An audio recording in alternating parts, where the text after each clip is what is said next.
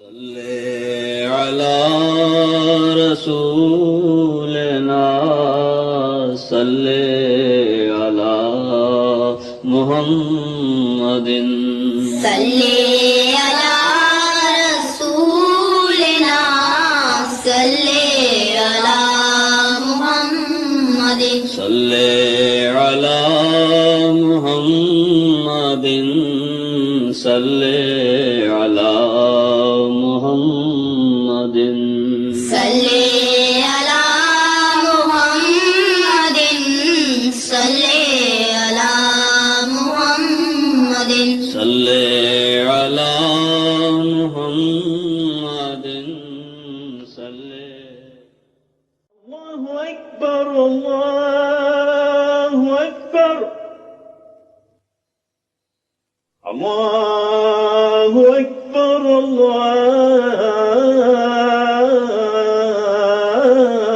الله أكبر أشهد أن لا إله إلا الله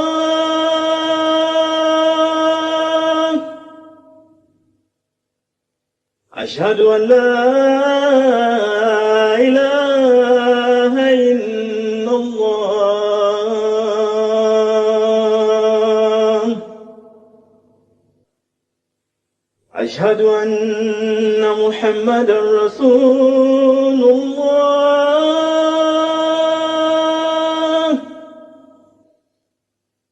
أشهد أن محمدا رسول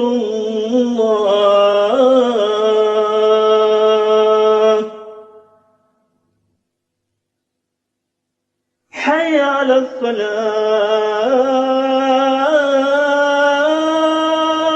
الصلاة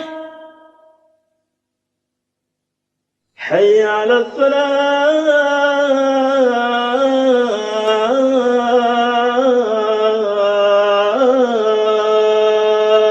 الفلاح حي على الفلاح حي على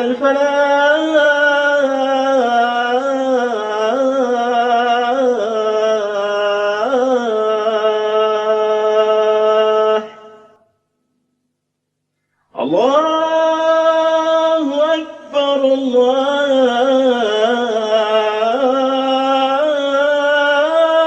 الله أكبر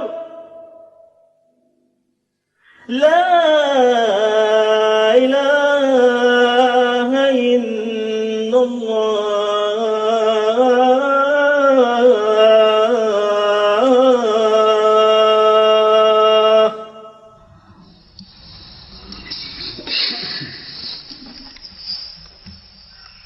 أشهد أن لا إله إلا الله وحده لا شريك له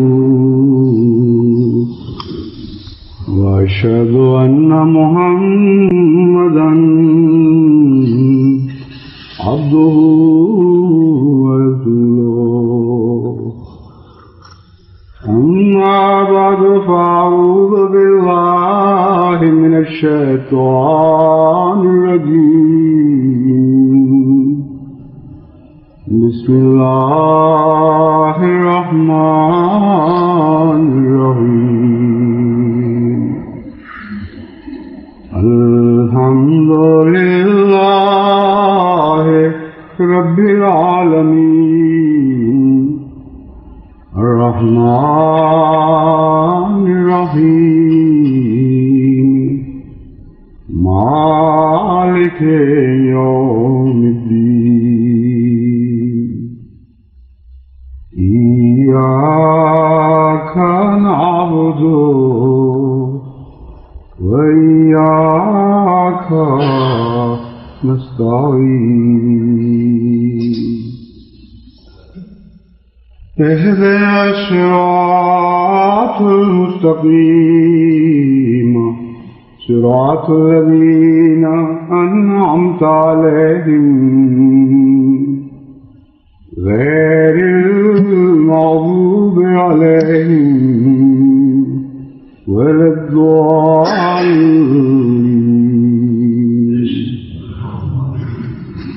وقال الذين كفروا إن هذا إلا إفك افتراه وأعانه عليه قوم آخرون فقد جاءوا ظلما وزورا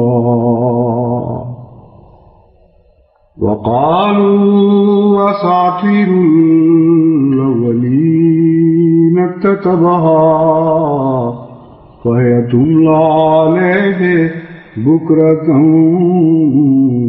وأصيلا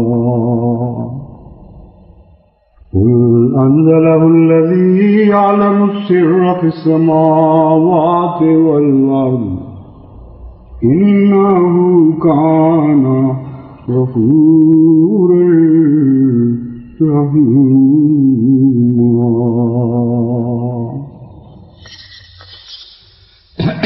گزشتہ خطبے میں نے ذکر کیا تھا کہ اپنے ایک پرانے وعدے کے مطابق انشاءاللہ تعالی حکومت پاکستان کے شائع کردہ کرتاس ابیض وائٹ پیپر کے متعلق ایک ایک اعتراض کو لے کر اس کا جواب دوں گا. گزشتہ خطبے سے پہلے جو میں نے تلاوت کی تھی اس میں اللہ تعالیٰ یہ بیان فرماتا ہے کہ وہ لوگ جو حضرت صلی اللہ علیہ وآلہ وسلم پر اعتراض کرتے ہیں کوئی ایک نئی بات بھی نکال کر نہیں لا سکتے، بلکہ سب کچھ اپنے پہلوں کی نقل ہے. جو پہلے حضور سے پہلے کہ انبیاء پر اعتراض کرتے آئے وہی اس زمانے کے لوگ حضور صلی اللہ علیہ وآلہ وسلم پر اعتراض کرتے ہیں. اور یہ ایک قاعدہ کلیہ ہے کہ ہر زمانے کے نبی پر جو اعتراض ہوتے ہیں وہ پرانے اعتراضات کو دہرایا جاتا ہے، سوائے پہلے نبی کے اعتراضات کی تفصیل تو محفوظ نہیں، لیکن بہرحال وہ اعتراض تو پہلی دفعہ ہی ہوئے ہوں گے. لیکن بعد ازاں یہ دستور ہمیشہ سے چلا آ رہا ہے اور اسی کی طرف قرآن کریم اشارہ فرماتا ہے.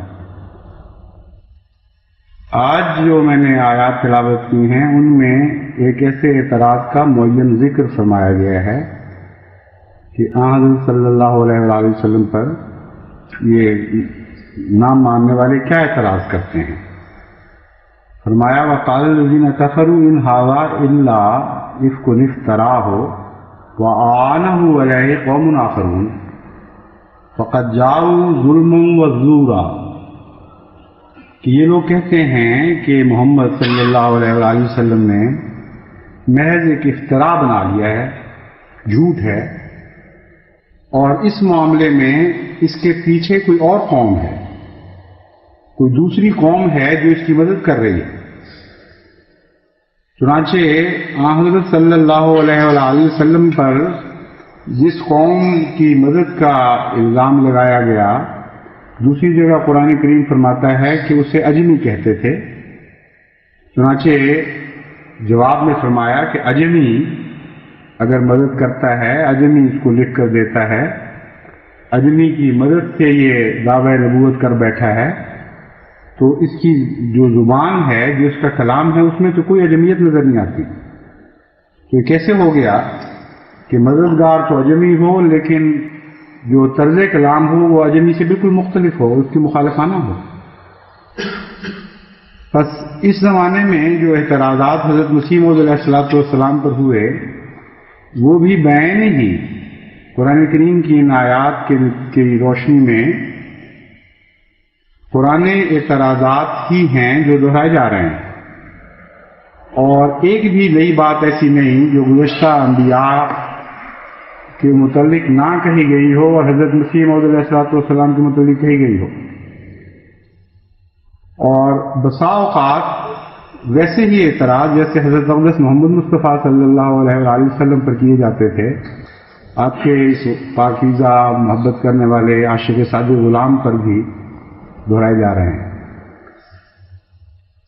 چنانچہ حکومت پاکستان نے جو وائٹ پیپر شائع کیا اس میں بھی جو بہت زیادہ زور دیا گیا ہے وہ اس بات پر ہے کہ یہ انگریز کا خود کاشتہ پودا ہے اور انگریز کا بنایا ہوا نبی ہے. چنانچہ وہ جو الفاظ ہیں ان کے وہ یہ ہیں، جدید محققین نے ثابت کر دیا ہے کہ احمدیت انگریز کا خود کاشتہ پودا ہے جو برطانوی سلطنت کے مفادات کے تحفظ کی خاطر لگایا گیا. وہ جدید محقق کون سے ہیں ان کا کوئی ذکر نہیں، ان کی تحقیق کیا بتاتی ہے اس کا کوئی ذکر نہیں، اور محض ایک فرضی الزام گھڑ کر یہاں پیش کر دیا گیا اور زبان کی طرز ایسی اختیار کی گئی جیسے عموماً مغربی دنیا یا دوسرے لوگ جو آج کل کے تعلیم یافتہ ہیں وہ قبول کرنے کہ ہاں ایک بڑی محققانہ زبان ہے. آج کے جدید محققین نے ثابت کر دیا ہے. ایک تحقیق جو اس ضمن میں ان کی شائع کی گئی تھی اس میں ایک ایسی کتاب کا نام لیا گیا کہ جو انگلستان کے کسی پریس سے شائع ہوئی ان کے بیان کے مطابق، اور اس میں یہ اقرار کیا گیا تھا کہ انگریزوں نے اپنی پارلیمنٹ میں یہ فیصلہ کیا تھا کہ ہندوستان کو قابو کرنے کے لیے وہاں ایک جھوٹا نبی کھڑا کیا جائے، اور اس کا نام انہوں نے ذلی نبی رکھا تھا. یعنی انگریزی محاورہ ہے یہ ذلی نبی، اور انہوں نے کہا کہ اصل علاج تو یہ ہے کہ وہاں ایک ذلی نبی پیدا کر دیا جائے اور پھر اس کے ذریعے سارے مسلمانوں کو قابو کر لیا جائے. اور جب میں نے وہاں سے لکھا، یہ بہت پرانی بات ہے، میں وقت جدید میں تھا اس زمانے میں، یہاں امام صاحب کو لکھا کہ ہے تو جھوٹ واضح بات ہے لیکن وہ بتائیں دیکھیں کتاب کے اس صفحے میں کوئی چیز ہے بھی کہ نہیں، کوئی ذکر کسی اور قسم کا ہوا ہو جسے توڑ مروڑ لیا گیا. تو انہوں نے جواب دیا کہ اس نام کی تو کوئی کتاب نہیں. میں نے کہا پھر تحقیق کریں، یہ پریس ہے ایک، اس سے پوچھیں. تو جواب یہ گیا کہ ہم نے تحقیق کی ہے، اس نام کا پریس بھی کوئی نہیں، کتاب تو درکنار. چنانچہ برٹش میوزیم سے دوسرے اہم اداروں سے پتہ کیا گیا اور سب نے کوڑا جواب دیا کوئی چیز ہی نہیں ہے، نہ اس نام کا پریس، نہ اس نام کی کتاب، نہ یہ ذکر کہیں، ہم آپ کو کیا حوالہ دیں. تو یہ ہے حکومت پاکستان کے مجدد محققین جن کی یہ تحقیق اس سفید کاغذ کہتے ہوئے شرم آتی ہے اس کو، مہاراج سفید کاغذ نام رکھا گیا، ہم یہی کہیں گے.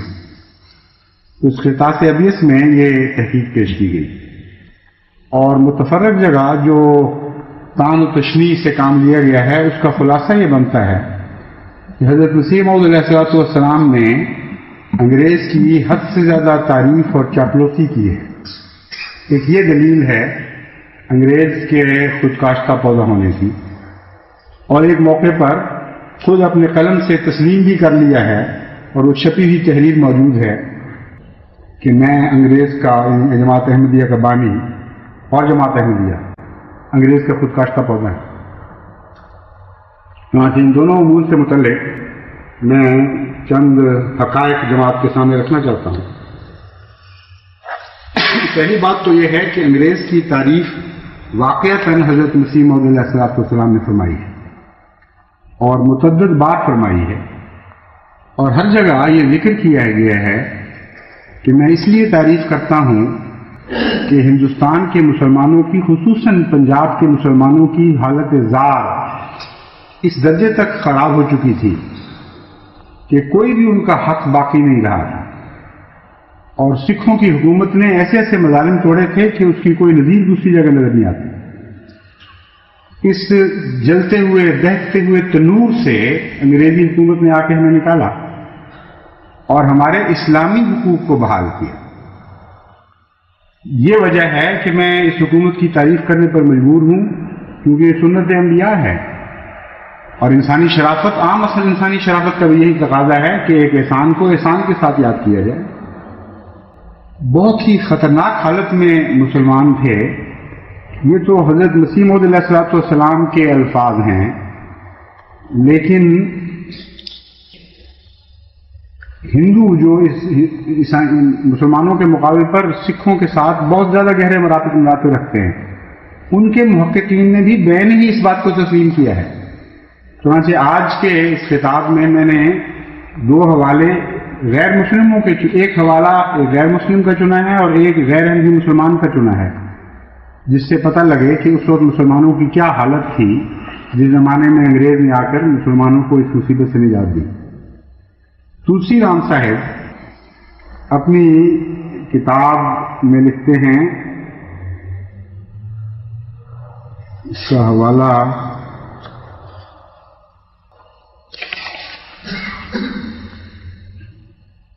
شیر پنجاب مطبوعہ 1872 کتاب ہے تلسی رام صاحب کی.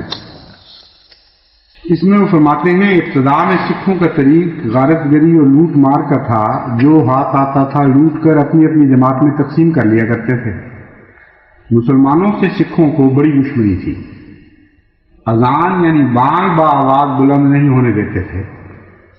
مسجدوں کو اپنے تحت میں لے کر ان میں گرنتھ پڑھنا شروع کر دیتے تھے اور اس کا نام موت کڑا رکھتے تھے، اور شراب خور ہوتے تھے. دیکھنے والے کہتے ہیں کہ جہاں وہ پہنچتے تھے، جو کوئی برتن مٹی استعمالی کسی مذہب والے کا پڑا ہوا ہو، ان کو ہاتھ آ جاتا تھا تو وہ 5 چھتر مار کر اس پر کھانا پکا لیتے تھے. یعنی 5 جوتے اس پر مارنا اس کو پاک ہونا، اس کا پاک ہونا سمجھتے تھے. یہ وہ سکھ راج والے تھے جن کے چنگل سے انگریز نے آ کر مسلمانوں کو نجات دی ہے. اور بڑے تفصیلی دردناک حالات مختلف تاریخوں میں ان کے متعلق ملتے ہیں. سوانح احمدی میں حضرت سید احمد صاحب بریلوی کا بیان ایک شائع شدہ ہے. وہ فرماتے ہیں، جو مجدد ہیں حضرت مسیح موعود علیہ السلام سے پہلے، فرماتے ہیں ہم اپنے اثناء راہ ملک پنجاب میں ایک کنویں پر پانی پینے کو گئے تھے. ہم نے دیکھا کہ چند سکھنیاں یعنی سکھوں کی عورتیں اس کنویں پر پانی بھر رہی ہیں. ہم لوگ دیسی زبان نہیں جانتے تھے. ہم نے اپنے منہ پر ہاتھ رکھ کر ان کو بتلایا کہ ہم پیاسے ہیں، ہم کو پانی پلاؤ. تب ان عورتوں نے ادھر ادھر دیکھ کر پشتو زبان میں ہم سے کہا کہ ہم مسلمان افغان زادیاں فلانے ملک اور بستی کی رہنے والیاں ہیں. یہ سکھ لوگ ہم کو زبردستی لے آئے ہیں. یہ مولفہ محمد ظافر صاحب تھانیسری کتاب ہے حضرت سید احمد صاحب بریلوی کی سوانح پر، جو اس میں ذکر ہے. اور انسائکلوپیڈیا آف سکھ لٹریچر میں جو تفصیلات دی گئی ہیں وہ بھی بہت ہی دردناک ہیں. اس میں کثرت کے ساتھ مسلمان عورتوں کی بے حرمتی کا ذکر کیا گیا ہے، مسجدوں کو برباد کرنے کا، ان کے اندر گدے باندھنے کا، اور عام قتل مسلمانوں کا، اذان دینے پر قتل کر دینا، یہ ساری باتیں اس میں مذکور ہیں. تو یہ وہ زمانہ تھا جس زمانے کے مسلمانوں کو ہر زندگی کے حق سے محروم کیا گیا تھا سکھوں کی طرف سے. خیر اذان دینا تو آج بھی محروم کیا جا رہا ہے، یہ تو خیر اب پرانی بات نہیں رہی. اس زمانے میں بھی ایسے نئے پیدا ہو گئے ہیں کہ جن کو اذان کی آواز تکلیف دیتی ہے. اور حال ہی میں ہندوستان کے ایک سکھ نے ایک اخبار میں خط شائع کروایا ہے کہ بڑا لطف آیا ہمیں کہ مسلمان کسی زمانے میں سکھوں کو چھیڑا کرتے تھے. ایسی جاہل قوم ہو کہ مسلمانوں کی اذان سے تم بھرشٹ ہو جایا کرتے تھے اور تم نے زبردستی اذانیں بند کرا دی. تو وہ کہتے ہیں آج ہمارا دل ٹھنڈا ہوا ہے کہ مسلمانوں نے بھی مسلمانوں کی اذانیں بند کرائی ہیں، اور وہ جو ہمیں چھیڑا کرتے تھے وہ ساری ہماری حسرتیں آج نکل گئی. تو یہ دور زندگی کے آتے جاتے رہتے ہیں. جب بھی جہالت بڑھتی ہے اس قسم کی حرکتیں ہوتی رہتی ہیں. اس لیے یہ بحث یہ نہیں کہ سکھ بہت برا کرتے تھے. بحث یہ ہے کہ اس مصیبت سے جس قوم نے نجات دلائی ہو مسلمانوں کو، اس کا شکریہ اگر ادا نہ کیا جائے تو یہ کون سی انسانیت ہے. لیکن حضرت مسیح موعود علیہ الصلوۃ والسلام کے اوپر صرف یہی الزام نہیں ہے بلکہ یہ بھی الزام ہے کہ وہ خود کاشتہ پودا کہتے ہیں اپنے آپ کو. یہ بھی الزام ہے کہ جہاد کو موقوف معذور کرنے کے لیے آپ کو انگریز نے کھڑا کیا. ان باتوں کا میں الگ الگ جواب دوں گا. حضرت مسیح موعود علیہ الصلوۃ والسلام کے اپنے الفاظ میں ایک بات تو بڑی واضح ملتی ہے کہ آپ کسی خوشامد کی غرض سے یہ تعریفیں نہیں کرتے تھے بلکہ اسلامی فرض کے طور پر ایک اعتراف حقیقت تھا. اس سے بڑھ کر اس کی کوئی اور شکل صورت نہیں نکلتی. فرماتے ہیں بس سنو اے نادانوں، میں اس گورنمنٹ کی کوئی خوشامد نہیں کرتا بلکہ اصل بات یہ ہے کہ ایسی گورنمنٹ سے جو دین اسلام اور دینی رسوم پر کچھ دست اندازی نہیں کرتی اور نہ اپنے دین کو ترقی دینے کے لیے ہم پر تلوار چلاتی ہے. قرآن کی روح سے جنگ کرنا حرام ہے کیونکہ وہ بھی کوئی مذہبی جہاد نہیں کرتی. میری طبیعت نے کبھی نہیں چاہا کہ اپنی متواتر خدمات کا اپنے حکام کے پاس ذکر بھی کروں کیونکہ میں نے کسی صلے اور انعام کی خواہش سے نہیں بلکہ ایک حق بات کو ظاہر کرنا اپنا فرض سمجھا. یہ تو حضرت مسیح موعود علیہ الصلوۃ والسلام کا موقف تھا. لیکن وہ لوگ جو حضرت مسیح موعود علیہ الصلوۃ والسلام پر یہ اعتراض کرتے ہیں کہ چونکہ آپ نے انگریزوں کی تعریف کی اس لیے انگریز کا ایجنٹ ہونا ثابت ہو گیا. اب ان کے کلمات کو سنیے. ان میں سے سب سے زیادہ اہم شخصیت جس کو اچھالا گیا ہے وائٹ پیپر میں وہ علامہ سر محمد اقبال کی شخصیت ہے. وہ اپنے زمانے میں اس زمانے میں انگریز کو کیا کہا کرتے تھے اور کیا اس کے متعلق لکھا کرتے تھے، ان کے جذبات اور خیالات کیا تھے وہ سنیے. ملکہ وکٹوریہ کی وفات پر جو آپ نے مرثیہ لکھا اس میں فرماتے ہیں میت اٹھی ہے شاہ کی تعظیم کے لیے، اقبال اڑ کے خاک سرے راہگزار ہو. صورت وہی ہے، نام نے رکھا ہوا ہے کیا، دیتے ہیں نام ماہ محرم کا ہم تجھے. جس مہینے میں وہ فوت ہوئی ہیں ملکہ وکٹوریہ کہتے ہیں کہ اس مہینے کا نام جو مرضی رکھ لو، حقیقت میں محرم کے واقعے سے مختلف نہیں ہے یہ واقعہ. اور محرم میں جو دردناک واقعہ گزرا تھا یہ اسی کی تفصیل ہے، اس سے زیادہ اسی کی ایک نئی صورت ہے. چنانچہ فرماتے ہیں کہتے ہیں آج عید ہوئی ہے، وہ عید کا دن تھا. کہتے ہیں آج عید ہوئی ہے، ہوا کرے اس عید سے تو موت ہی آئے خدا کرے. یہ ہیں مجاہد اعظم جو ان کے نام علامہ سر محمد اقبال جو احمدیت کی مخالفت میں سر فہرست شمار کیے جاتے ہیں اور حضرت مسیح موعود علیہ الصلوۃ والسلام پر الزام لگانے میں آگے ہیں کہ یہ انگریز کا پودا ہے کیونکہ وہ انگریز کی تعریف کرتا ہے. آگے فرماتے ہیں اے ہند تیرے سر سے اٹھا سایہ خدا. کہتے ہیں سایہ خدا کہا ہے انگریزوں کو. علامہ اقبال فرماتے ہیں تیرے سر سے اٹھا سایہ خدا، ایک غم گسار تیرے مکینوں کی تھی گئی، ہلتا ہے جس سے عرش، یہ رونا اسی کا ہے، زینت تھی جس سے تجھ کو جنازہ اسی کا ہے. مولانا نذیر احمد صاحب دہلوی یہ جو اہل حدیث فرقہ ہے آج کل اور دیوبندی جو اس وقت جماعت احمدیہ کی مخالفت میں سر فہرست ہیں اور جماعت حکومت کے دراصل یہی دست و بازو ہیں آج کل.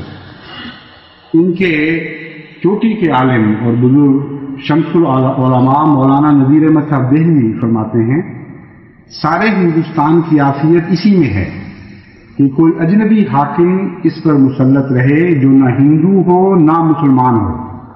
کوئی صلاحیتی نہیں یورپ میں سے، انگریزی نہیں، جو بھی مرضی ہو یورپ کا ہو سے، مگر خدا کی بے انتہا مہربانی اس کی مقتضی ہوئی کہ انگریز بادشاہ ہوئے. پھر فرماتے ہیں کیا گورنمنٹ جابر اور سخت گیر ہے؟ توبہ توبہ، ماں سے بڑھ کر شفیع. پھر فرماتے ہیں میں اپنی معلومات کے مطابق اس وقت کے ہندوستانی والیان ملک پر نظر ڈالتا تھا اور برما اور نیپال اور افغانستان بلکہ فارس اور مصر اور عرب تک خیال دوڑاتا تھا.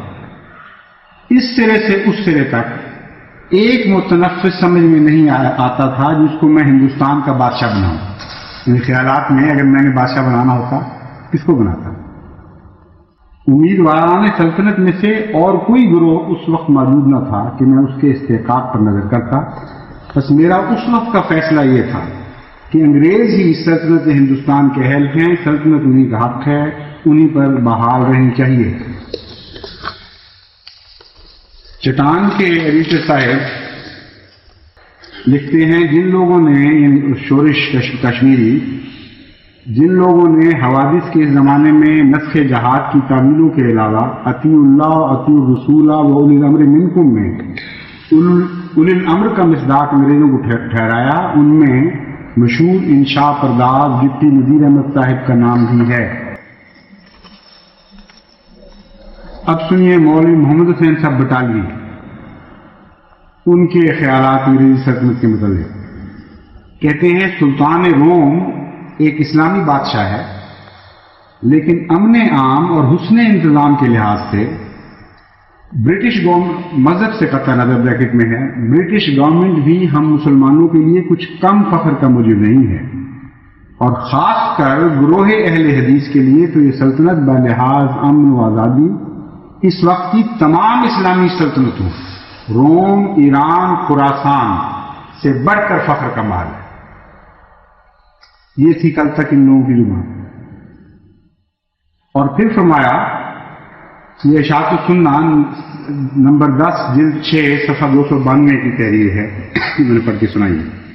فرماتے ہیں اس امن و آزادی، یہ عام حسن انتظام برٹش گورنمنٹ کی نظر سے اہل حدیث سے ہند اس سلطنت کو ازبس غنیمت سمجھتے ہیں، اور اس سلطنت کی رعایا ہونے کو اسلامی سلطنتوں کی رعایا ہونے سے بہتر جانتے ہیں.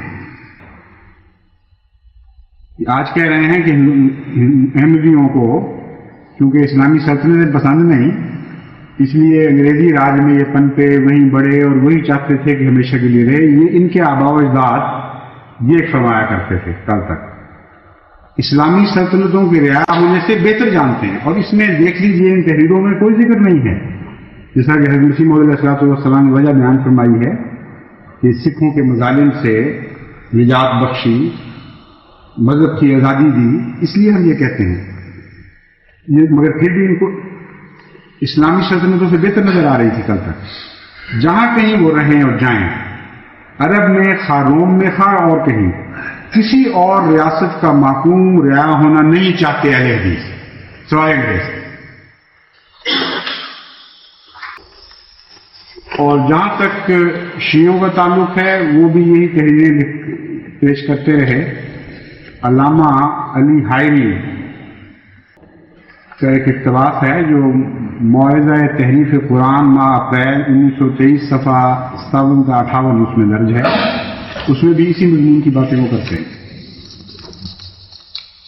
مولانا ظفر علی خان صاحب جو ایک وقت میں تحرار کے ساتھ منسلک تھے اور بعد میں ان کو ملک و وطن اور اسلام کا غدار قرار دیا ایک لمبے تجربے کے بعد، وہ لکھتے ہیں جو زمیندار مورخہ 11 نومبر 1911 میں تحریر چھپی ہے، مسلمان ایک لمحہ کے لیے ایسی حکومت سے بدزن ہونے کا خیال نہیں کر سکتے انگریزوں سے. اگر کوئی بدبخت مسلمان گورنمنٹ سے سرکشی کی جرات کرے تو ہم ڈنکے کی چوٹ کہتے ہیں کہ مسلمان نہیں. یہ فتویٰ ہے کہ مسلمان ہی نہیں رہتا. پھر فرماتے ہیں اپنے بادشاہ عالم پناہ کی پیشانی کے ایک قطرے کی بجائے اپنے جسم کا خون بہانے کے لیے تیار ہے، اور یہی حالت ہندوستان کے تمام مسلمانوں کی. یہ حالت تھی جس کو بدلنے کے لیے انگریزوں نے خود کاش کا پودا کھڑا کیا. پھر فرماتے ہیں نظم کی صورت میں جھکا فرق عقیدت سے میرا سر، ہوا جب تذکرہ کنگ ایمپرر کا، جلالت کو ہے کیا کیا ناز اس پر کہ شہنشاہ ہے وہ بر و بر بحر و بر کا. زہِ قسمت جو ہو ایک گوشہ حاصل، ہمیں اس کی نگاہ فیض اثر کا۔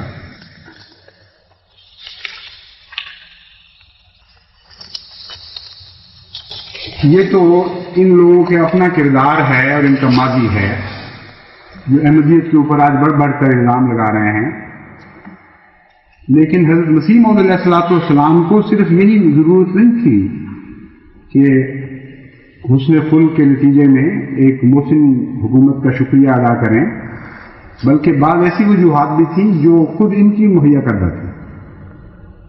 ایک طرف یہ علماء مسلمانوں کو حضرت مسیح موعود علیہ الصلوۃ والسلام کے خلاف بھڑکاتے تھے کہ یہ انگریز کی تعریف کرتا ہے اور جہاد کا منکر ہے اور یہ حکومت اس لائق ہے کہ اسے جہاد کیا جائے اور اس سے ختم کیا جائے اور تباہ و برباد کر دیا جائے۔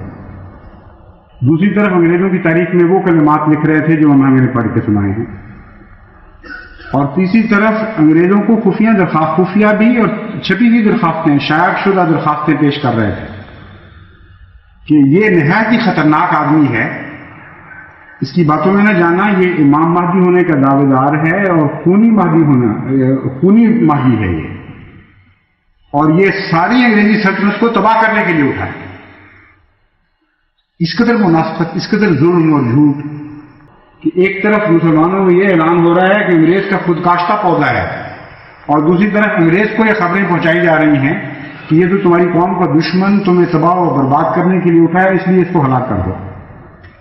چنانچہ مولوی محمد حسین صاحب بٹالوی ہی رسالہ اشاعت السنہ جلد 16 صفحہ 6 حاشیہ پر رقم تراز ہیں، اس کے دھوکہ ہونے پر یہ دلیل ہے کہ دل سے وہ گورنمنٹ غیر مذہب کی جان مارنے اور اس کا مال لوٹنے کو حلال و مباح جانتا ہے۔ دلیل بھی کیسی کمال کی ہے کہ دل سے جانتا ہے، یہ دلیل ہے، لہذا گورنمنٹ کو اس کا اعتبار کرنا مناسب نہیں اور اس پر پرحذر رہنا ضروری ہے، ورنہ اس مہدی قادیانی سے اس قدر نقصان پہنچنے کا احتمال ہے جو مہدی سوڈانی سے بھی نہیں پہنچا۔ یہ حضرت مسیح موعود علیہ الصلوۃ والسلام کی جو دلی تصویر ان کے دلوں پر روشن ہو رہی تھی وہ یہ تھی۔ منشی محمد عبداللہ صاحب فرماتے ہیں ایسے ہی دیگر آیات قرآنیہ انگریزوں کو مخاطب کر کے متنبع کر رہے ہیں حضرت مسیح موعود علیہ السلام کے خلاف، ایسے ہی دیگر آیات قرآنیہ اپنے چیلوں کو سنا سنا کر گورنمنٹ سے جنگ کرنے کے لیے مستعد کرنا چاہتا ہے، اور یہ جو تاثرات تھے ان کو بڑی سنجیدگی سے لیا گیا۔ چنانچہ اس زمانے کے واحد انگریزی اخبار جو نہایت ہی موقر سمجھا جاتا تھا، بڑی دیر تک چلتا رہا ہے، civil and military gazette Lahore کا، اس میں ایک اعلامیہ شائع ہوا، اس میں انگریز قوم کو بھڑکایا گیا حضرت مسیح موعود علیہ السلام کے خلاف، اور حکومت کو متنبع کیا گیا کہ یہ نہایت خطرناک آدمی ہے، اس کی باتوں میں نہ آؤ، یہ اس کی صلح پسندی جو ہے یہ ظاہری ہے، یہ انگریزی حکومت کو تباہ و برباد کر کے رکھ دے۔ اب جہاں تک خود کاشتہ پودے کا تسلیم کرنے کا تعلق ہے، اس میں بھی ایسے دجل سے کام لیا گیا ہے کہ حیرت ہوتی ہے، کوئی خدا کا خوف نہیں ہے۔ کہتے یہ ہیں اور یہ تاثر دیتے ہیں کہ حضرت مسیح موعود علیہ الصلوۃ والسلام نے جماعت احمدیہ کے متعلق انگریز کا خود کاشتہ پودا ہونا تسلیم کر لیا، اور اپنی ذات کے متعلق کہ میں انگریز کا لگایا ہوا نعوذ باللہ من ذالک پودا ہوں اور یہ سلسلہ انگریزی کا سلسلہ ہے، یہ تسلیم کر لیا۔ اور جو موقع اس کا پیدا ہوا اس تحریر کا، وہ یہی تحریریں ہیں جو میں نے آپ کو پڑھ کر سنائی، جس میں خود کاشتہ کا ذکر ہے۔ اور lieutenant governor sir William Mackworth Young کو، جو شدید متعصب عیسائی تھا اور حضرت مسیح موعود علیہ السلام کی عیسائیت کے ساتھ جو شدید جنگ جاری تھی، اس کو وہ بڑی بری نظر سے دیکھ رہا تھا، اسی گورنر کے خلاف کو انہوں نے شکایتیں پہنچائیں اور کہا کہ یہ انگریزی حکومت کا بڑا شدید دشمن ہے، عیسائیت کا دشمن ہے، اس کو ہلاک کر دو۔ چنانچہ اس کے پاس وضاحت کرتے ہوئے حضرت مسیح موعود علیہ السلام فرماتے ہیں، مجھے متواتر اس بات کی خبر ملی ہے کہ بعض حاسد اور بد اندیش جو باوجہ اختلاف عقیدہ یا کسی اور وجہ سے مجھ سے بغض اور عداوت رکھتے ہیں یا جو میرے دوستوں کے دشمن ہیں میری نسبت اور میرے دوستوں کی نسبت خلاف واقعہ امور گورنمنٹ کے معزز حکام تک پہنچاتے ہیں، اس لیے اندیشہ ہے کہ انہیں ہر روز کی مفتریانہ کاروائیوں سے گورنمنٹ عالیہ کے دل میں بدگمانی پیدا ہو کر وہ تمام جانفشانیاں ضائع اور برباد نہ ہو جائیں جو حضرت مسیح علیہ السلام کے سابقہ خاندان نے کہ خاندان کے سابقہ بزرگوں نے انگریزوں کے لیے کی۔ جانفشانیوں کی جو لمبی تحریر ہے اس میں ذکر فرمایا گیا ہے وہ یہ ہے کہ ہمارے خاندان نے سکھوں کے خلاف لڑائی میں اور دوسری لڑائیوں میں تمہارا ساتھ دیا ہے اور اپنے خرچ پر فوجی دستے تمہیں مہیا کیے۔ ان ساری باتوں کو بھلا کر تم یہ کیسے کہہ سکتے ہو کہ انگریز کے کسی دشمن خاندان کی کاروائیاں ہیں جو تمہیں تباہ کر دیں؟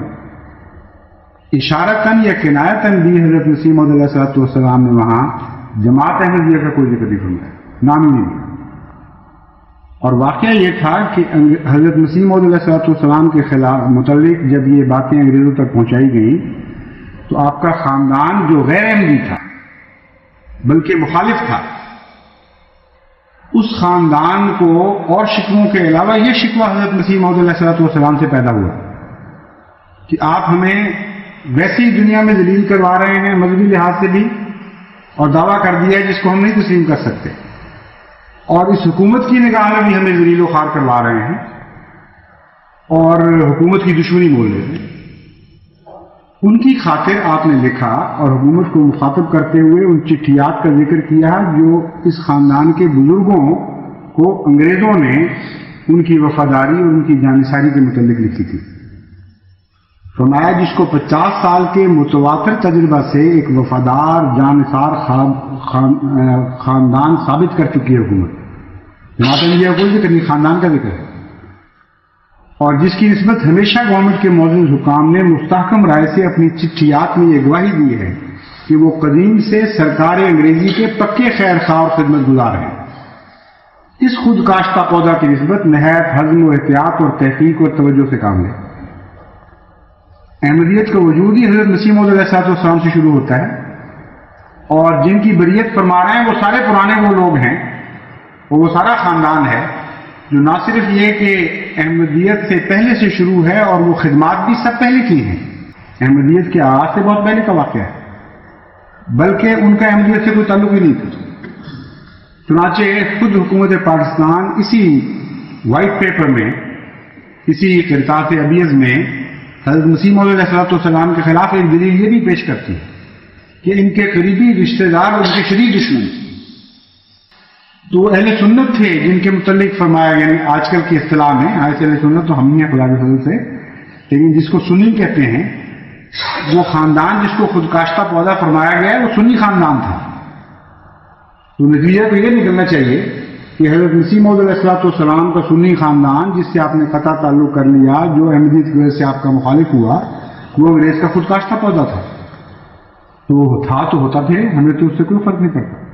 جماعت احمدیہ سے اس خاندان کا کیا تعلق ہے؟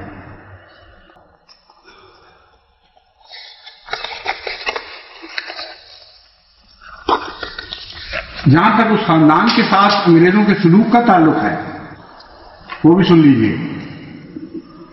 باوجود اس کے کہ حضرت مسیح موعود علیہ السلام نے اس خاندان کی خدمات بتا کر ان سرٹیفکیٹس کے نتیجہ میں جو انگریزی حکومت کی طرف سے جاری ہوئے اسے خود کاشتہ پودا قرار دیا، لیکن خود کاشتہ پودا کیسے بنا، کیا احسان تھا؟ اس جگہ تو حضرت مسیح موعود علیہ السلام نے انگریز کے کسی احسان کا ذکر نہیں فرمایا، صرف اس خاندان کی خدمات کا ذکر کیا ہے۔ وہ احسان کیا تھا؟ سوائے اس کے کچھ نہیں تھا کہ اسی سکھ حکومت سے اس کو نجات بخشی تھی جس نے اس خاندان پر متواتر حملے کر کے اسے کمزور کر دیا تھا اور بعض دفعہ شہر بدر بھی کیا۔ چنانچہ قادیان سے سال ہا سال تک یہ خاندان بے وطن رہا سکھوں کی وجہ سے، اور انگریزی حکومت کے زمانے میں امن کی حالت میں یہ خاندان واپس آ کر قادیان میں آباد ہوا، اور یہ وہ احسان ہے جس کی وجہ سے حضرت مسیح موعود علیہ السلام اس کو خود کاشتہ پودا قرار دے گئے۔ لیکن انگریز نے اس کا جہاں تک انعام کا تعلق ہے، جہاں تک اس بات کا تعلق ہے کہ نعوذ باللہ کوئی خدمات ایسی کی تھی جس کے نتیجے میں ان کو انعام ملنے چاہیے تھے، وہ جو انعام دیا ہے اس کا ذکر سن لیجئے۔ پنجاب چیفز جو مشہور کتاب ہے، تاریخی سند ہے، پنجاب کے چیفز کے متعلق انگریزی حکومت کی طرف سے شائع کردہ، اس خاندان سے انگریزوں کے سلوک کے متعلق وہ لکھتی ہے، اس کتاب میں درج ہے پنجاب کے الحاق کے وقت اس خاندان کی تمام جاگیریں ضبط کر لی گئیں، کچھ بھی باقی نہیں چھوڑا سوائے چند گاؤں پہ، 2-3 گاؤں پر مالکانہ حقوق کے تمام جاگیریں ضبط کر لی گئیں، اور مرزا غلام مرتضیٰ اور ان کے بھائیوں کے لیے 700 روپیہ کی ایک پنشن مقرر کر دی گئی، جو بعض ازاں اس میں یہاں درج نہیں ہے، لیکن جو بعض ازاں وہ بھی ختم کر دی گئی، رفتہ رفتہ کم کرتے کرتے اس کو ختم کر دیا گیا۔ یہ تھا انگریز کا خود کاشتہ پودا اور اس کے ساتھ انگریزوں کے تعلقات، سوائے اس مجبوری کے کہ سکھوں کی لڑائی کے دوران انہیں لازماً سکھوں کو کمزور کرنا تھا، جو خاندان اپنے اپنے وطنوں سے نکلے ہوئے تھے ان کو واپس آباد کرنا تھا۔ اس کے سوا اس خاندان پر بھی حضرت مسیح موعود علیہ السلام کے اس خاندان پر انگریز کا کوئی احسان نہیں، اور احسان یہ ہے کہ جو 70 گاؤں کی جائیداد تھی وہ چھین لی، اور جو مقدمے لڑتے رہے اس خاندان کے بزرگ، انہوں نے جو کچھ راحت تھا وہ بھی ضائع کر دیا، اور حضرت مسیح موعود علیہ السلام مسلسل اپنے باپ کو نصیحت فرماتے رہے کہ آپ اس بات کو چھوڑیں، خدا سے دل لگائیں اور کوئی توقع نہ رکھیں اس حکومت سے، اور متنبع کیا کہ آپ کے پاس جو کچھ ہے وہ بھی آپ ضائع کر دیں گے، اس لیے چھوڑ دیں اس بات کو۔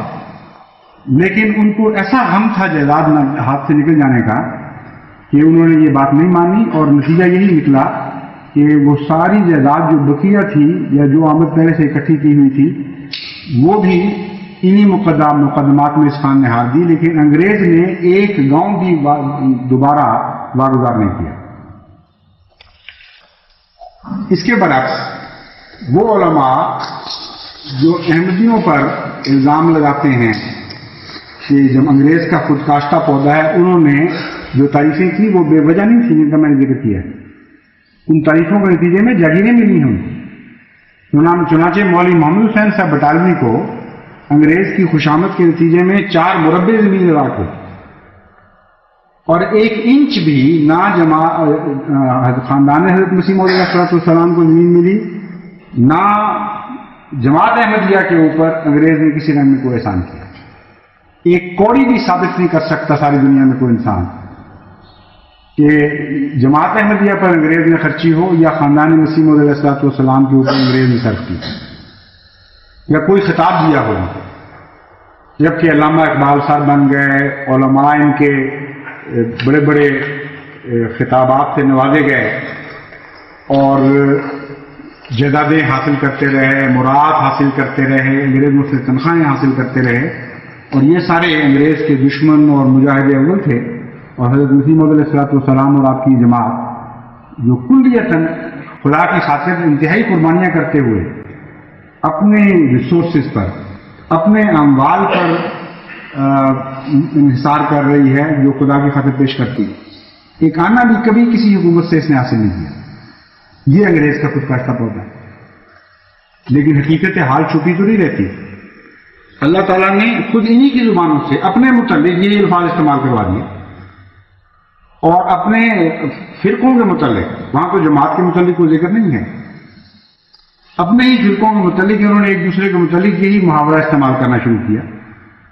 چنانچہ عجیب خدا کی طرف سے انتقام ہے کہ چٹان لاہور 15 اکتوبر 1963 بریلیوں کے متعلق لکھتا ہے کہ انگریز کے اولو الامر ہونے کا اعلان کیا اور فتویٰ دیا کہ ہندوستان دارالسلام ہے۔ انگریز کا یہ خود کاشتہ پودا کچھ دنوں بعد ایک مذہبی تحریک بن گیا۔ اب بتائیے کچھ شک شبہ ہے کہ یہ ذاتی بات ہو رہی ہے، یہ ایک جماعت کی بات ہو رہی ہے؟ اور اس کا جواب سنیے. ایڈیٹر صاحب طوفان نے 1963 میں 7 نومبر میں یہ لکھا کہ انگریزوں نے بڑی ہوشیاری اور چلاکی کے ساتھ تحریک نجدیت کا پودا یعنی اہل حدیث کا، یہ وہابی تحریک جس کو کہتے ہیں، تحریک نجدیت کہتے ہیں، یہ وہی ہے. تحریک نجدیت کا پودا ہندوستان میں بھی کاشت کیا اور پھر اسے اپنے ہاتھ سے ہی پروان چڑھایا. ایک اور خود کاشتہ پودا نمودار ہو گیا. لیکن جہاں تک الزام تراشی کا تعلق ہے، یہ تو کوئی دلیل نہیں ہے. جس طرح ہمارے خلاف الزام تراشی کرتے ہیں تو ہم اس کو دلیل نہیں سمجھتے، اسی طرح ان کا ایک دوسرے کو کہنا یہ بھی بے معنی ہے ہمارے نزدیک. ہم اسے کچھ بھی ثابت شدہ نہیں سمجھتے. لیکن جو تاریخی واقعات ہیں ان کی اپنی ایک زبان ہے، وہ اگر کچھ بولیں تو وہ یقیناً سننا پڑے گا.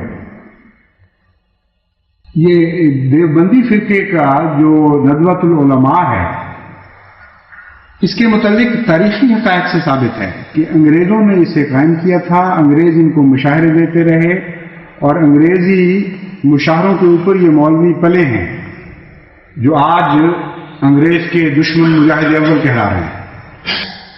اور اس کی ندوۃ العلماء کی بنیاد بھی انگریز ہی نے رکھی. چنانچہ الندوہ ان کا اپنا رسالہ ہے، کسی غیر ندوی کا رسالہ نہیں ہے. دسمبر 1908 کے صفحہ 4 پر رقم طراز ہے. 28 نومبر 1908 کو دارالعلوم ندوۃ العلماء کا سنگ بنیاد ہز آنر لیفٹیننٹ گورنر بہادر ممالک متحدہ، گورنر بہادر ممالک متحدہ سر جان اسکاٹ، آگے تلفظ نہیں پڑھا جاتا، یہ ہیوس ہے یا ہیوس جو بھی ہے، KCSI نے رکھا سنگ بنیاد. اب یہ ذکر کرنے کے بعد اب اگلا حصہ جو ہے وہ قابل غور ہے. ان کے دل میں معلوم ہوتا ہے یہ چبھن پیدا ہوئی ہے کہ لوگ مسلمان پڑھیں گے تو کیا کہیں گے کہ انگریز گورنر نے جس ندوے کی بنیاد رکھی ہے وہ آگے جا کے کیا بنے گا اور کیا اس کے مقاصد ہیں. ایک نہایت ہی خطرناک بات کہی ہے اور اس سے بالکل نہیں وہ شرمائے. جو خطرناک چرکا ہے تمام مسلمانوں کے دل پر. فرماتے ہیں اس کی تائید میں اور اس کی توجیہ پیش کرتے ہوئے کہ کیوں ایسا ہوا، علماء نے بیان کیا کہ مسجد نبوی کا ممبر بھی ایک نصرانی نے بنایا. کیونکہ نعوذ باللہ من ذالک ان کے نزدیک مسجد نبوی کے ممبر بھی نصرانی بناتے رہے ہیں، اس لیے ندوے کی بھی اگر تعمیر نصرانی نے کر دی تو کیا فرق پڑتا ہے.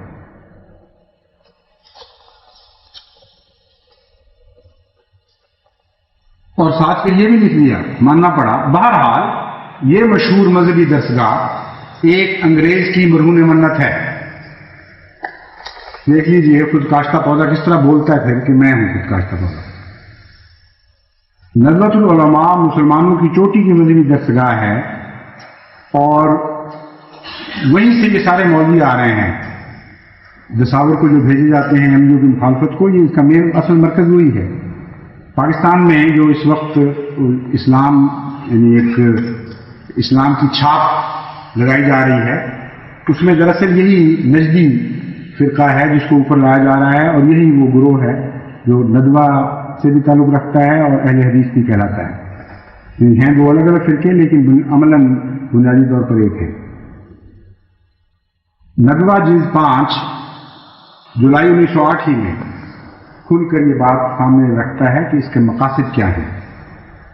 فرماتے ہیں لکھنے والے کہ ندوہ اگرچہ پالیٹکس سے بالکل الگ ہے، لیکن چونکہ اس کا اصل مقصد روشن خیال علماء کا پیدا کرنا ہے اور اس قسم کے علماء کا ایک ضروری فرض یہ بھی ہے کہ گورنمنٹ کی برکات حکومت سے واقف ہوں اور ملک میں گورنمنٹ کی وفاداری کے خیالات پھیلائیں. یہ ہے جو انگریزی میں کہتے ہیں cat is out of being, کہ بلی تھیلے سے باہر آ گئی. یہ ان کی حالت ہے کسی جھوٹ اور مکر کے ساتھ حضرت مسیح علیہ السلام پر اور جماعت احمدیہ پہ حملے کرتے ہیں اور اپنا اندرونہ جو اپنے ہاتھوں سے تسلیم کیا ہے، مقاصد کیا ہیں، کس نے بنیاد رکھی، یہ سارے ثبوت تاریخی طور پر موجود ہیں. کسی احمدی کا اس میں کوئی دخل نہیں، کوئی رائے قائم کرنے کی ضرورت نہیں. اور یہ بھی ایک تاریخی حقیقت ہے کہ تحریک نجدیت جس کو کہا جاتا ہے، اس میں مسلسل انگریز کی حمایت حاصل رہی ہے. وہ معاہدے تاریخ کی کتب میں چھپے ہوئے موجود ہیں. یہاں آپ کی لائبریریوں میں، لندن انگلستان کی، لندن کی لائبریریوں میں موجود ہیں اصل تحریرات. اور اس میں آپ ملاحظہ کر سکتے ہیں کہ باقاعدہ انگریزوں نے معاہدہ کر کے اہل حدیث کی تحریک، وہابی تحریک اور موجودہ سربراہ حکومت کا آپس میں ایک تعلق قائم کروایا اور ایک موومنٹ چلوائی جہاد کی. انگریز کے خلاف نہیں، وہ تو انگریز سربراہ تھا اس کا، ان کو رائفلیں بھی دے رہا تھا، ان کو 5,000 پاؤنڈ سالانہ کی مزدوری بھی دے رہا تھا. کس کے خلاف وہ موومنٹ چلائی تھی جہاد کی؟ ترکی حکومت کے خلاف، ترک کی مسلمان حکومت کے خلاف.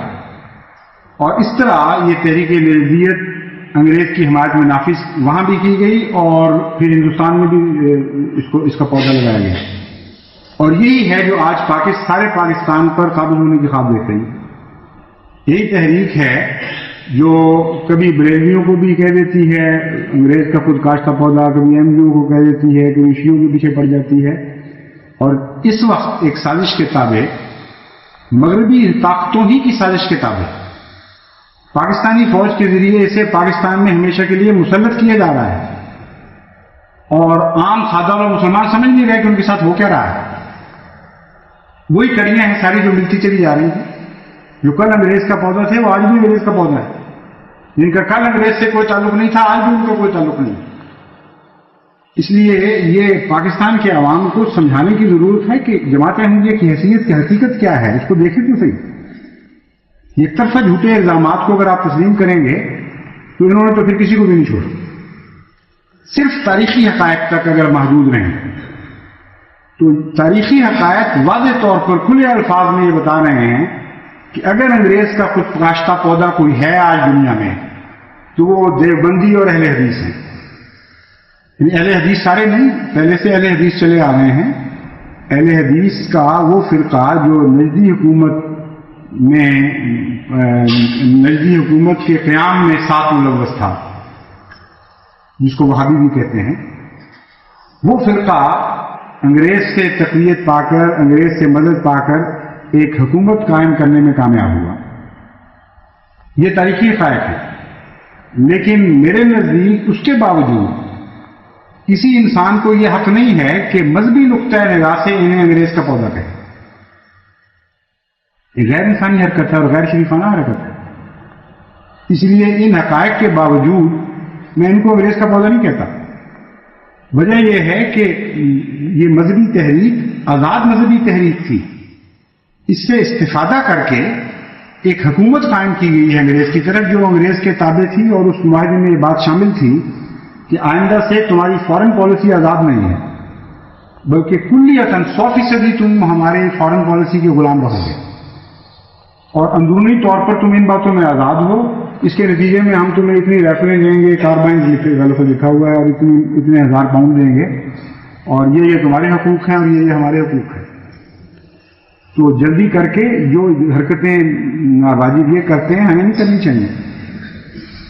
جواب میں بھی انصاف سے کام لینا چاہیے. اس لیے میرے نزدیک فرقے کے لحاظ سے خواہ یہ اپنے منہ سے تسلیم بھی کریں، فرقوں کی بنیاد اس طرح دوسری قومیں نہیں ڈالا کرتی. اس کی اپنی ایک آزاد تاریخ ہے. مولانا عبد الوہاب صاحب نے شرک کے خلاف جہاد شروع کیا اور اس کے نتیجے میں زور دیتے دیتے پھر دوسری انتہا تک بھی پہنچ گئے. لیکن تحریک وہابیت کو جب یہ دوسرے لوگ اس وجہ سے انگریز کا خود کاشتہ پودا کہتے ہیں کہ ان کو حمایت رہی ہے ایک تاریخی دور میں، یہ درست نہیں ہے. مذہبی نقطۂ نگاہ سے یہ آزاد ہے، مگر ان سے استفادہ ضرور کیا ہے انگریز نے، اور آج بھی کر رہا ہے، کل بھی کر رہا تھا. کانگریس کے دوران ہندو بھی ان سے استفادہ کرتے رہے ہیں. اعلی کار ضرور بنے ہیں اور اب بھی بن رہے ہیں. وہی سازش ہے، وہی لوگ ہیں جو اعلی کار بن جایا کرتے ہیں لوگ. لیکن مذہبی عقیدے کی بنیاد انگریز نے نہیں ڈالی، یہ غلط ہے. اب دیکھنا یہ کہ اگر یہ باتیں ساری درست ہیں اور حضرت مسیح موعود علیہ السلام نے واقعتاً اپنے آپ کو اپنے خاندان کو انگریز کا خود کاشتہ پودا کہا تھا، تو احمدیت کو نہیں کہا تھا، اس کا کیا ثبوت ہے؟ بعض لوگ کہتے ہیں کہ خود کاشتہ پودا کا حوالہ موجود ہے، تم کہتے ہو خاندان کی بات ہو رہی تھی، ہم یہ سمجھتے ہیں کہ خاندان اور جماعت احمدیہ اور خود سارے شامل تھے، اس لیے کوئی قطعی ثبوت ہونا چاہیے کہ جماعت احمدیہ کس کے ہاتھ کا لگایا ہوا پودا ہے۔ حضرت مسیح موعود علیہ السلام کیا اعتراف کرتے ہیں، وہ میں تحریر آپ کو پڑھ کے سناتا ہوں۔ فرماتے ہیں دنیا مجھ کو نہیں پہچانتی مگر وہ مجھ کو جانتا ہے جس نے مجھے بھیجا ہے۔ یہ ان لوگوں کی غلطی اور سراسر بدقسمتی ہے کہ میری تباہی چاہتے ہیں۔ میں وہ درخت ہوں جس کو مالک حقیقی نے اپنے ہاتھ سے لگایا ہے۔ میں وہ درخت ہوں جس کو مالک حقیقی نے اپنے ہاتھ سے لگایا ہے۔ اے لوگوں تم یقیناً سمجھ لو کہ میرے ساتھ وہ ہاتھ ہے جو اخیر وقت تک میرے ساتھ وفا کرے گا۔ میرے ساتھ وہ ہاتھ ہے جو اخیر وقت تک میرے ساتھ وفا کرے گا۔ اور اگر تمہارے مرد اور تمہاری عورتیں اور تمہارے جوان اور تمہارے بوڑھے اور تمہارے چھوٹے اور تمہارے بڑے سب مل کر میرے ہلاک کرنے کے لیے دعائیں کریں، یہاں تک کہ سجدہ کرتے کرتے تمہاری ناک گھس جائیں اور ہاتھ شل ہو جائیں، تب بھی خدا ہرگز تمہاری دعا نہیں سنے گا اور نہیں رکے گا جب تک کہ وہ اپنے کام کو پورا نہ کر لے۔ بس اپنی جانوں پر ظلم مت کرو، کاذبوں کے منہ اور ہوتے ہیں اور صادقوں کے منہ اور ہوتے ہیں اور صادقوں کے اور۔ خدا کسی امر کو فیصلے کے بغیر نہیں چھوڑتا، جس طرح خدا نے پہلے مامورین اور منکرین میں ایک دن فیصلہ کر دیا، اسی طرح معمول کے آنے کے بھی ایک موسم ہوتے ہیں اور پھر جانے کے بھی ایک موسم۔ بس یقین سمجھو کہ میں نہ بے موسم آیا ہوں اور نہ بے موسم جاؤں گا۔ خدا سے مت لڑو، یہ تمہارا کام نہیں کہ مجھے تباہ کر دو۔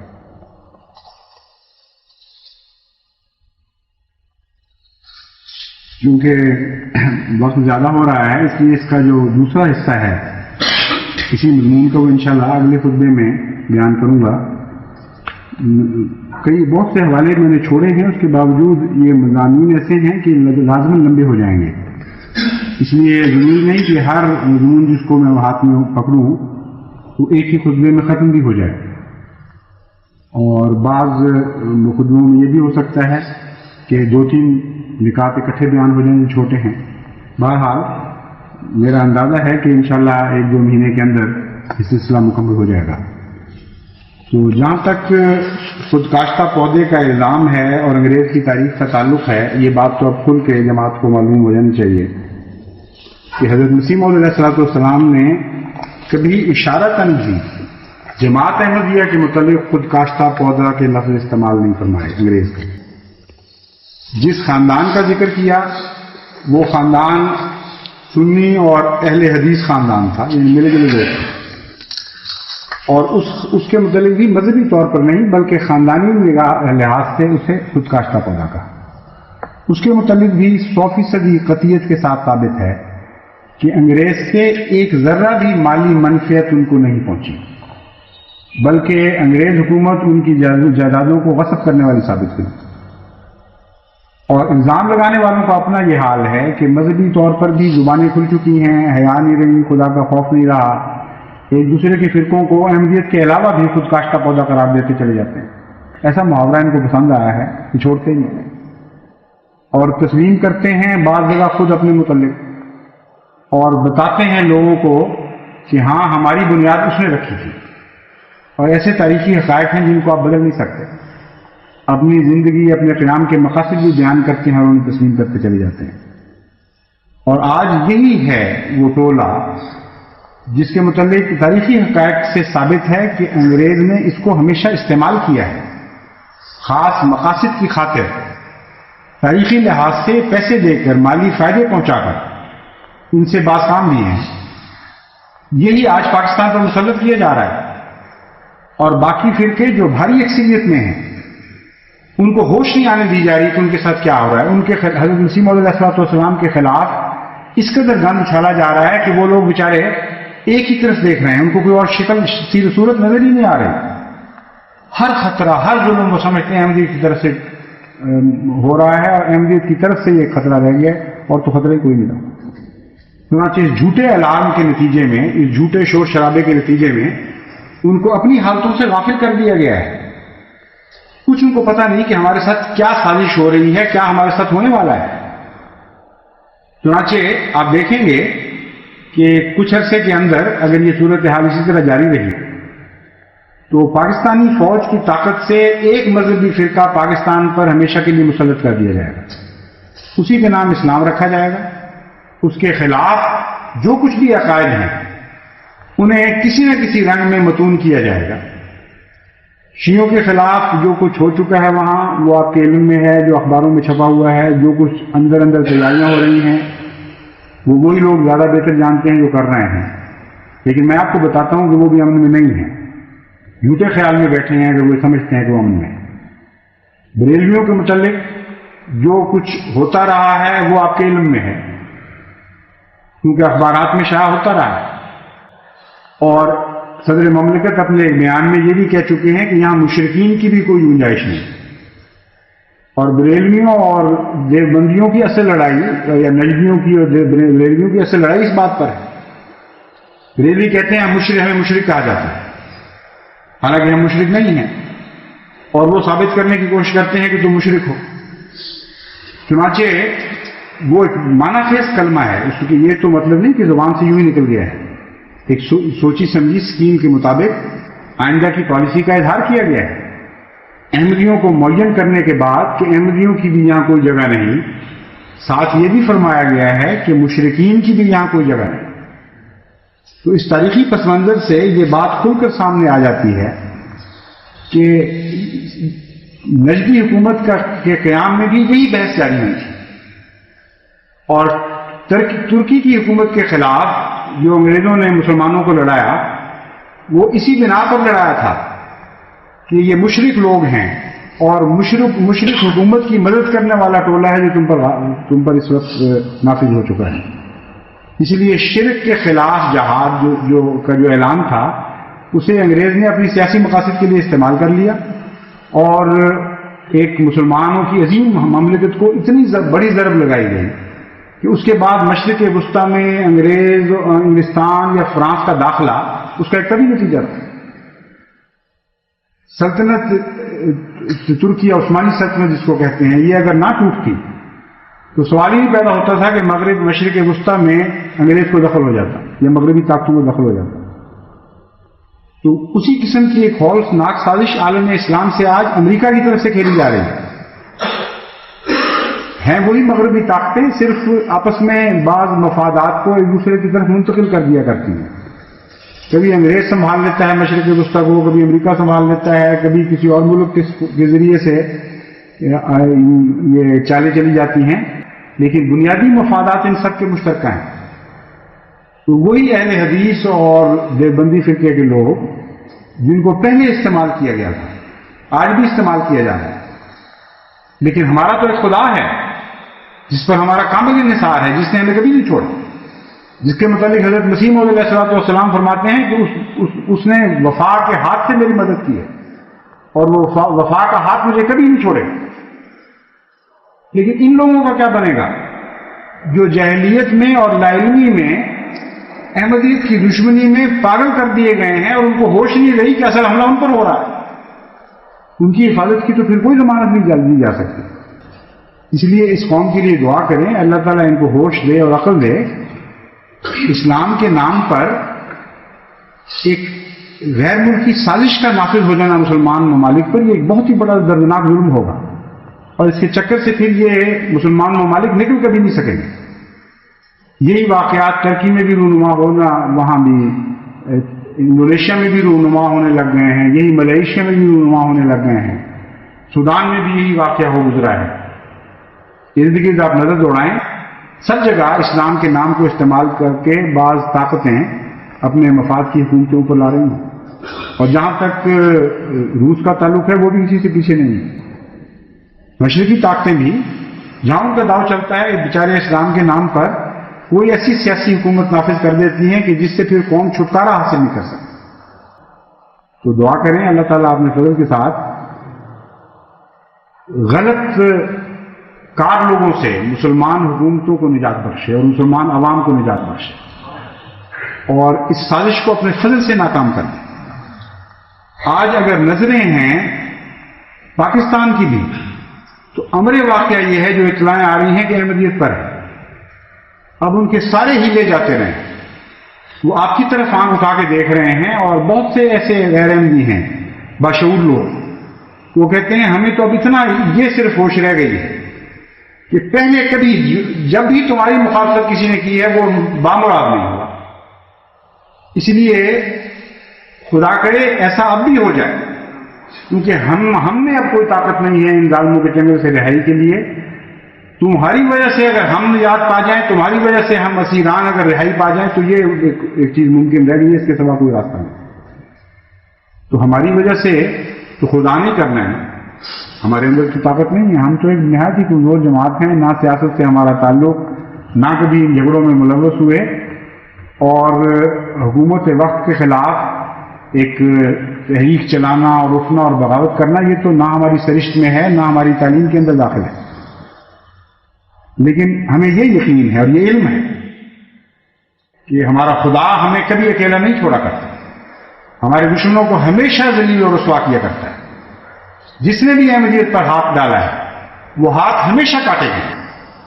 اس لیے دعائیں کریں اور اسی کی طرف جھکیں کہ اللہ تعالیٰ ہمارے وسیلے سے باقی ملک کو بھی نجات بخشے اور ہمیشہ کے لیے اس سازش کو ختم کر دے جو اس عالم اسلام کے خلاف کھیلی جا رہی ہے, اور ان طاقتوں کو ناکام بنا دے جو اسلام کے نام کے اوپر اپنی حکومتوں کا تسلط زیادہ گہرا اور زیادہ وسیع اور زیادہ مستقل کرتے چلے جا رہے ہیں. اللہ تعالیٰ نے ان سے نجات بخشے.